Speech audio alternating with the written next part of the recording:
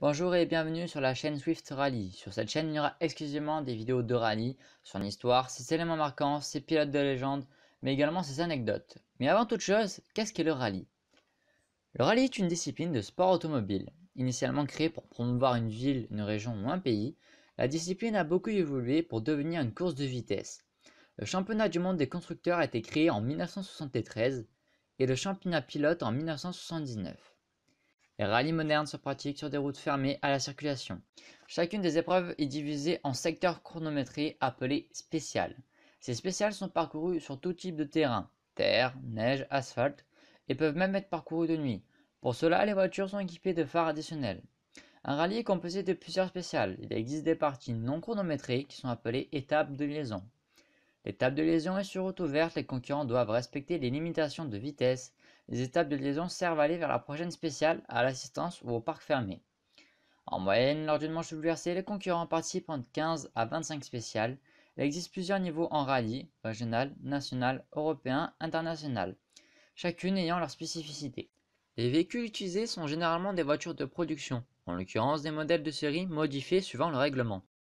Le pilote du véhicule est assisté par un copilote qui lui annonce les caractéristiques de la route à l'avance. 40 bons, sur droite gauche 140 moins étroit, et attention, droite 130 pour court, sur fin pour 60 cm, droite 90 millions, et droite 120 plus fond teinté, sur gauche 120 bons, ouvrez frein pour gauche 90, et gauche à fond, sur droite 130. L'équipage a évidemment effectué des reconnaissances plusieurs jours avant le début du rallye. Le pilote ayant le temps global le plus faible au cumulé des différentes spéciales gagne le rallye, bien que dans certains rallyes, le gagnant soit déterminé par un temps idéal pour effectuer les épreuves spéciales, comme les rallyes de régularité. Le premier rallye de l'histoire a lieu en 1911, le rallye Monte-Carlo. À l'époque, il fallait juste rejoindre Monaco depuis plusieurs villes d'Europe.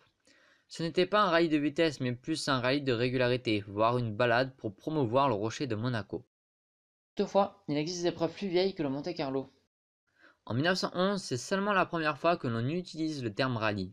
Avant, il existe bien des compétitions automobiles, comme le Paris-Rouen en 1894, l'épreuve la plus ancienne connue en France. Il y avait 102 concurrents au départ. À l'époque, les épreuves étaient une course de ville en ville et c'était sur route ouverte. Il n'y avait pas une grande circulation dans ces années. Selon une estimation, il existe en France 125 véhicules en 1893. Mais surtout, ce Paris-Rouen n'était pas prévu pour être une course de vitesse, plus un concours. Le gagnant devait avoir une voiture sans danger, aisément maniable pour les voyageurs et ne pas coûter trop cher sur la route.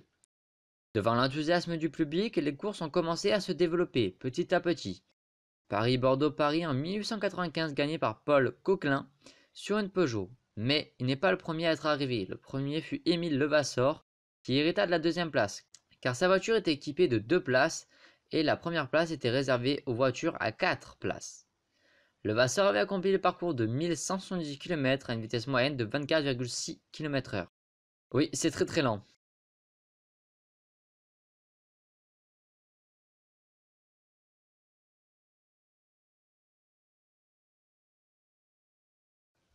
Le 2 novembre 1895 aux États-Unis a lieu la première course américaine. Organisée par le journal Chicago Times-Herald, les concurrents partaient de Chicago pour aller à Waukegan, pour revenir ensuite à Chicago. Seulement 2 pilotes se présentèrent, la course fut déplacée au 28 novembre. Mais afin de satisfaire le public, l'organisation a envoyé les 2 concurrents. Un seul terminera la course, Oscar Muller sur Benz. La deuxième course le 28 novembre est un aller-retour entre Chicago et Evanston. Seulement 6 concurrents au départ. Franck Durillard remporta la course. Paris-Marseille-Paris en septembre 1896 connaîtra le premier mort des compétitions automobiles. Émile Levasseur, qui fut grièvement blessé durant cette épreuve, décéda de ses blessures en 1897. Il meurt bien après cet accident, sa santé resta fragile et les commotions subies sont importantes. Il décède d'une embolie 6 mois après l'accident. En 1897 eut lieu, entre autres, 3 compétitions importantes, Marseille-Nice-la-Turbie, Paris-Dieppe et Paris-Trouville. La course Paris-Dieppe se déroula le 24 juillet 1897. Elle rassemblait des motocycles, des voiturettes à vapeur et des automobiles à pétrole. Les concurrents devaient couvrir une distance de 171 km. Jamin remporta le Paris-Dieppe en 4 h 13 minutes et 33 secondes. Il réédita cet exploit au cours du Paris-Trouville 1897. Le 2 mai 1898 se déroula une épreuve moins connue. Périgueux-Bergerac-Périgueux fut le théâtre du deuxième mort de l'automobile. Monsieur Montariol conduisait une petite Benz et Monsieur de Montagnac une de ses voitures. Quelques kilomètres après le départ, Renaud de Montagnac rattrapait Montariol. En le dépassant, il a voulu lui tendre la main pour le saluer. Instinctivement, il touche à la direction et percute la Benz de Montariol qui fonça vers un fossé. Montariol eut le temps de sauter du véhicule, pas son mécanicien. De Montagnac, craignant d'avoir causé un accident, se retourne pour regarder derrière lui. Par mégarde, il tourna la direction et fonça dans le même fossé. La chute fut épouvantable, la voiture pesant près de 800 kg tomba de tout son poids sur De Montagnac et son mécanicien, lui brisant les jambes et lui enfonçant la poitrine. Il ne meurt que 3 heures après cet accident, son mécanicien, lui, survivra de ses blessures. Cet accident jeta un froid sur l'automobile et leurs participants, et les ennemis de l'automobile n'ont pas manqué l'occasion pour pointer la dangerosité de l'automobile. Cet accident entraîna une évolution de la direction car jusqu'ici les voitures sont contrôlées par une barre de direction très sensible. Le volant fut très vite adapté sur toutes les voitures car bien moins dangereux et plus maniable. Cependant, la première voiture à avoir eu un volant fut la Panhard 4 chevaux conduite par Alfred Vacheron lors du Paris-Rouen 1894. Malgré cet incroyable accident en 1898, une multitude de courses vit le jour en Allemagne, en Russie, en Belgique, en Italie. Cependant, nous parlerons des plus populaires ou des plus connus afin de ne pas avoir une trop grande liste. En 1899, l'Automobile Club de France organisa en collaboration avec le journal Le Matin un Tour de France en 7 étapes du 16 au 24 juillet. Partis de Champigny, les concurrents étaient successivement attendus à Nancy, Aix-les-Bains, Vichy, Périgueux, Nantes, Cabourg et pour finir à Saint-Germain-en-Laye, soit une distance de 2218 km. À l'arrivée ne se présentèrent que 9 voitures sur 19 au départ. La première étant une Panhard Levasseur 16 chevaux pilotée par René de Kniff, qui avait fait le parcours à une vitesse de 48 km/h en moins de 45 heures. Les compétitions de ville en ville continuent, le Paris-Berlin en 1901, Paris-Vienne en 1902, puis Paris-Madrid en 1903 qui fut mortel. La course fut stoppée à Bordeaux, 6 accidents ont eu lieu, tuant chiens, spectateurs, enfants, mécaniciens et des pilotes comme Marcel Renaud. Le mauvais état des routes, la présence grandissante des spectateurs et la sécurité inexistante aboutit à la fin des épreuves ouvertes entre villes. Par la suite, des épreuves sur route fermée formant des longues boucles autour des villes sont créées. Et la première épreuve de ce genre serait le circuit des Ardennes en 1902. Par la suite, des circuits automobiles sont construits spécialement pour les courses, où sont organisés les grands prix. C'est la naissance des circuits automobiles.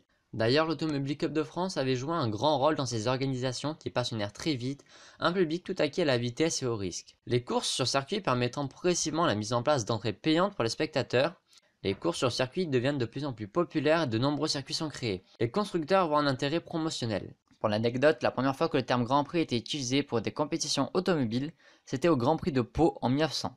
De 1905 à 1907 est organisée en Allemagne la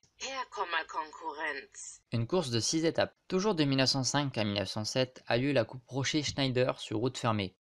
Le vainqueur des 2 premières éditions est Perret sur une Peugeot 18 chevaux. En 1905 a eu lieu la Vienne-Varsovie-Vienne durant 4 jours, entre l'Empire austro-hongrois et l'Empire russe. Les Anglais commencent à courir sur route fermée avec leur RAC Tourist Trophy. Les Américains quant à eux roulent sur des ovales essentiellement. En 1896, à Rhode Island a lieu la première course sur circuit. Les premiers rallyes du marathon et le premier rallye officiel apparaissent dès 1907. Pékin-Paris, Saint-Pétersbourg-Moscou, New York-Paris en 1908, le rallye autrichien des Alpes en 1910. Malgré son nom, ce n'est pas le premier de rallye d'histoire, car il ne porte pas le terme rallye à l'époque. Il s'appelait Österreichische Alpenfahrt. Merci Google pour la prononciation, ce qui veut dire en gros les Alpes autrichiennes, donc il ne contient pas du tout le terme rallye. Mais malgré tout, cette épreuve ressemble fortement à un rallye, d'ailleurs le vainqueur Fritz Roth est considéré comme le premier vainqueur d'un rallye. La médiatisation des épreuves transeuropéennes dès 1907 participe au développement et à la modernisation du réseau routier de plusieurs pays. Lors du Monte-Carlo 1911, la difficulté de réussir à rallier Monaco en passant sur des routes très abîmées et avec des voitures assez fragiles pour l'époque. Le tout avec des conditions atmosphériques assez difficiles. Ce but de rassemblement donna le nom à la discipline en empruntant le verbe anglais to rally. Les concurrents sont départagés à l'arrivée en fonction de leur respect de la moyenne horaire imposée, mais aussi de la réussite de petites épreuves, principalement des épreuves où il faut manier le véhicule, mais également l'élégance de l'équipage. Ce Monte-Carlo devient annuel à partir de 1924, puis traverse toutes les époques. Le Monte-Carlo est devenu l'une des courses les plus réputées. Ce Monte-Carlo déclenche la création d'autres épreuves de façon annuelle. Certains existent encore aujourd'hui. Le rallye d'Ostende en 1913, le Tour de Catalogne en 1916, le rallye de Pologne en 1921, le rallye San Remo en 1928. Depuis le premier Paris-Rouen, les voitures ont considérablement évolué, tant dans leur forme physique que dans leur aspect mécanique. Les véhicules conçus uniquement pour la course n'existent pas encore, ce n'est que plus tard que les constructeurs créeront des modèles spéciaux. En 1929, le rallye du Maroc est créé. Le circuit d'Irlande en 1931. Malgré son nom, c'est bel et bien un rallye. Le rallye d'Écosse en 1932. La même année, le Rapid Gal Royaume-Uni voit le jour, tout comme le rallye des Alpes françaises. À cette époque, les épreuves transalpines s'entendent très bien. En 1947 sont créés 2 rallyes particulièrement connus en France, le rallye Lyon-Charbonnières et le rallye Paris-Évian, qui deviendra plus tard le Mont-Blanc-Morzine. Le Tour de Belgique en 1949, le rallye de l'Acropole en 1951, appelé rallye Elpa lors de ses 2 premières éditions. Dès lors, en Europe, certains rallyes virent le jour. Certains continuent d'exister aujourd'hui, d'autres furent éphémères. Toutes ces épreuves commencent à intéresser les marques et la Fédération internationale automobile créa le tout premier championnat des rallyes en 1953. Mais ça, c'est une autre histoire. A bientôt pour une prochaine vidéo.